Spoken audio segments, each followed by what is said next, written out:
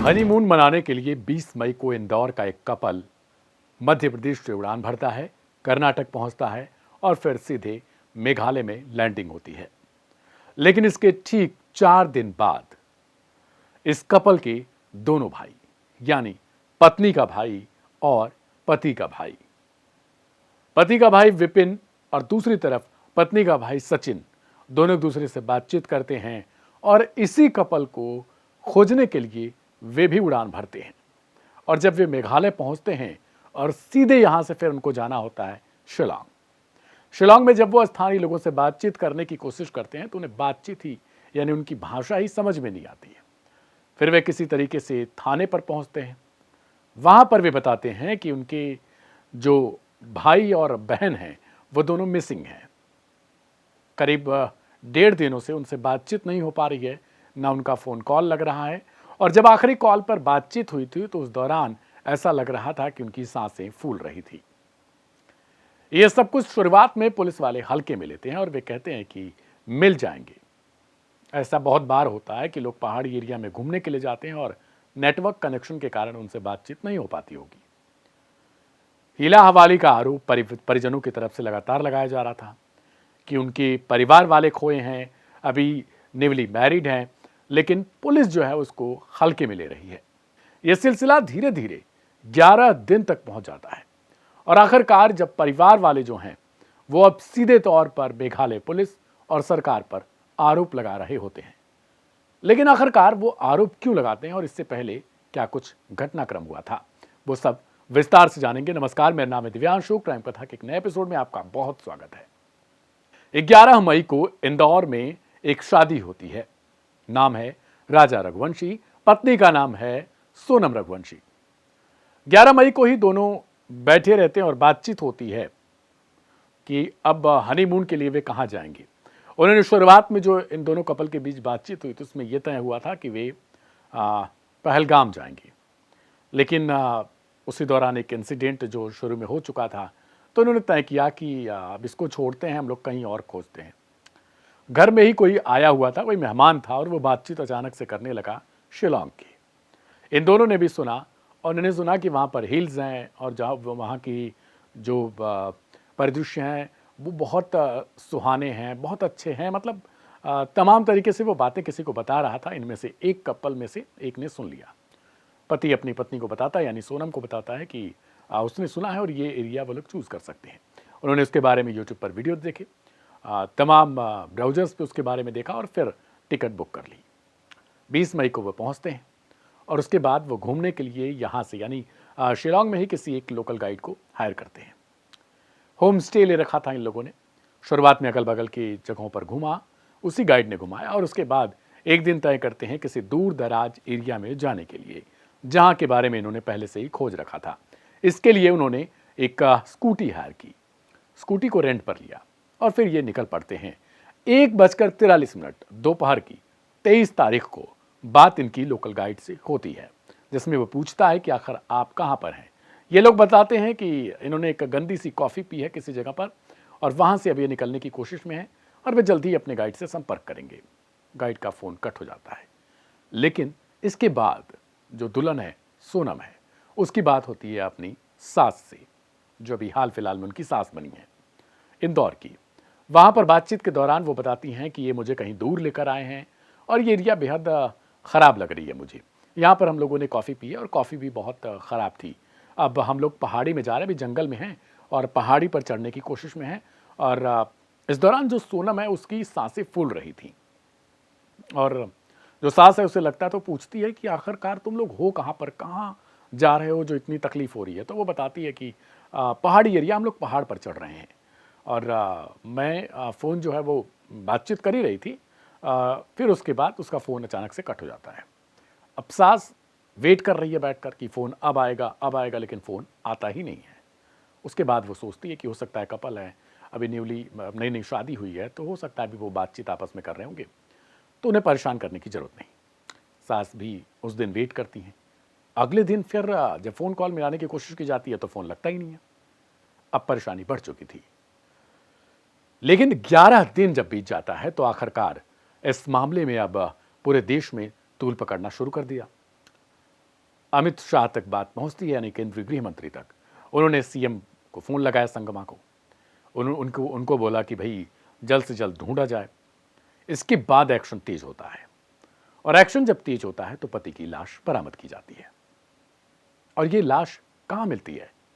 जहां पर स्कूटी खड़ी की गई थी, वहां से ठीक 25 किलोमीटर की दूरी पर, और वो इलाका है जो करीब 5 फीट 6 इंच ऊंची दीवार से ढका हुआ है।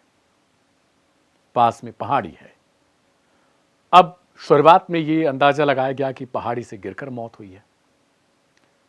इसके बाद सोशल मीडिया पर तमाम तरीके से बहस चल रही होती है कि कहीं ऐसा तो नहीं कि पत्नी ने कुछ कर दिया हो, क्योंकि हाल फिलहाल में बहुत सारी घटनाएं चली। अब पत्नी की तलाश की जाती है तो पत्नी के बारे में कुछ पता ही नहीं है। लेकिन कुछ लोग कहते हैं इतनी जल्दबाजी में क्यों ऐसा कहा जा रहा है, किसी लड़की को, किसी औरत को बदनाम करने की कोशिश है। शुरुआत में ये लोग कयास लगा लेते हैं। सवाल तो ये है कि आखिरकार जब पति की लाश बरामद हो गई तो पत्नी कहां चली गई?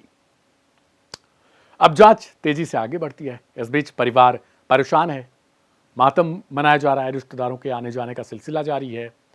घर के बाहर एक पोस्टर लग चुका है। पोस्टर पर लिखा है कि मैं मरा नहीं हूं, मारा गया हूं, यानी ये राजा के लफ्जों में लिखा गया है। और सीधे सीधे इसमें सीबीआई जांच की मांग की गई है, और दिल्ली पुलिस से जांच कराने की भी मांग हो रही है। सेना की भी मदद ले जाने की कोशिश है, क्योंकि जो इलाका है वो बहुत घने कोहरे की चपेट में आ जाता है, और इतने ऊंचाइयों पर ये इलाका है कि आप वहां पर सर्च अभियान तो दूर दूर की बात है, आप ढंग से चल भी नहीं सकते हैं। अब आज की बात अगर मैं करूं, यानी जिस वक्त मैं ये खबर सुना रहा हूं, आपको कहानी बता रहा हूं, उस वक्त एक रेड और वाइट कलर की जैकेट बरामद की जाती है। जैकेट के बारे में कहा जाता है कि ये सोनम रघुवंशी की है, अंदाजा लगाया जा रहा है अभी। इधर दूसरी तरफ राजा का पोस्टमार्टम चल रहा होता है। शव को इंदौर ले जाने की तैयारी थी। ये पूरी तैयारियां चल रही होती, इसी इतने में ही एक पोस्टमार्टम रिपोर्ट आती है, और पोस्टमार्टम रिपोर्ट में पता चलता है कि राजा को तो मारा गया था, उसकी हत्या की गई थी। और हत्या किससे किया गया था?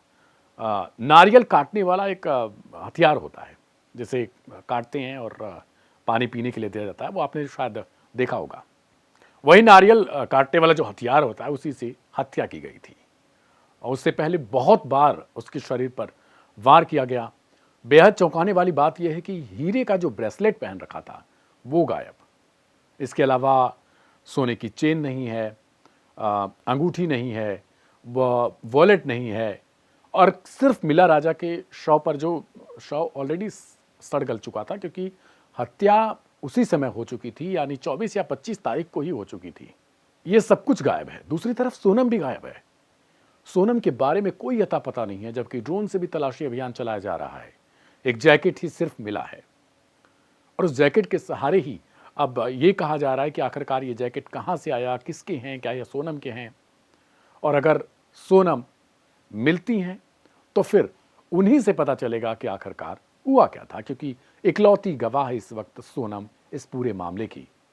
और अगर सोनम के साथ भगवान न करे कुछ हुआ होगा तो फिर शायद इस केस के लिए बहुत ज़्यादा जटिल हो जाएगा इस सवाल को ढूंढना कि आखिरकार राजा के साथ किसने इस तरीके की बर्बरता को अंजाम दिया। थियरी को लेकर तमाम सवाल उठ रहे हैं। अब सवाल यह है कि आखिरकार जिन्होंने हत्याकांड को अंजाम दिया, क्या वे स्थानीय थे? क्योंकि इसको लेकर जो पुलिस है वो भी यही कह रही है कि हाँ, स्थानीय लोग ही शामिल हो सकते हैं। वहां भाषा समझ में नहीं आती। राजा के साथ जो भी हुआ होगा, उस वक्त शायद राजा को भी ना पता रहा हो कि उसके साथ हो क्या रहा है। 20 मई को जब ये लोग निकले तो इन्हें भी नहीं पता था कि अब ये अपनी साथ की, अपनी जिंदगी की आखिरी ट्रिप पर जा रहे हैं। शादी को 10-12 दिन भी बमुश्किल बीते होंगे। राजा के जो आइटम्स हैं, जो महंगी चीजें हैं, वो सब कुछ गायब। सिर्फ मिला तो कलाई पर एक स्मार्ट वॉच, यानी महंगी चीजों को उठा ले गए और स्मार्ट वॉच को छोड़ दिया। अब दूसरी तरफ जो इन लोगों ने बैग रखे थे अपने होमस्टे में, वहां पर भी कोई आइटम नहीं है। सवाल ये खड़ा हो रहा है कि आखिरकार क्या सोनम की अपने परिवार से, यानी मायके वालों से क्या बात हुई थी, और अगर बातचीत हुई तो उसमें उसने कुछ इस तरीके की बातें की, या फिर कुछ ऐसी चीज़ें जो इस घटना से जुड़े केस के लिए कम से कम आगे के लिए काम दे। थियरी सिर्फ एक बात पर अटकी हुई है कि आखिरकार सोनम है कहां। दीवार को लेकर जो थियरी उठ रही है उसमें सवाल ये उठ रहा है कि भाई 5 फीट की जो दीवार है आखिरकार उसे सोनम ने फांदा कैसे होगा। यानी दीवार से इस तरफ से उस तरफ जाने के लिए कुछ तो रहा होगा। बताया जा रहा है कि सोनम किडनैप की गई है। ये भी थियरी चल रही है कि सोनम को शायद किडनैप कर लिया गया हो, सोनम के साथ कोई अनहोनी हो गई हो, या फिर किसी और इरादे से उसको किडनैप किया गया हो, महंगे आइटम भी लूट लिए गए हों। लेकिन इन सबके बीच अब सरकार पर सवाल है, कानून पर सवाल है कि आखिरकार जो लोग टूरिस्ट बनकर आते हैं, क्या लोकल जो वहां के लोग हैं उनके साथ बुरा बर्ताव करते हैं, और अगर करते हैं तो सरकार इस पर क्या एक्शन लेती है। क्या सरकार को अभी तक इस बारे में कोई इनपुट नहीं है, या फिर सरकार खुद इस मामले को दबाने की कोशिश में है, क्योंकि राजा के परिवार की तरफ से यही आरोप लगाया जा रहा है कि सरकार खुद नहीं चाहती कि इस केस का खुलासा हो। तो इस केस में ऐसा क्या है जिसे खोलने से सीएम संगमा की सरकार डर रही है। परिवार की मांग है संगमा से कि इस केस की सीबीआई जांच कराई जाए,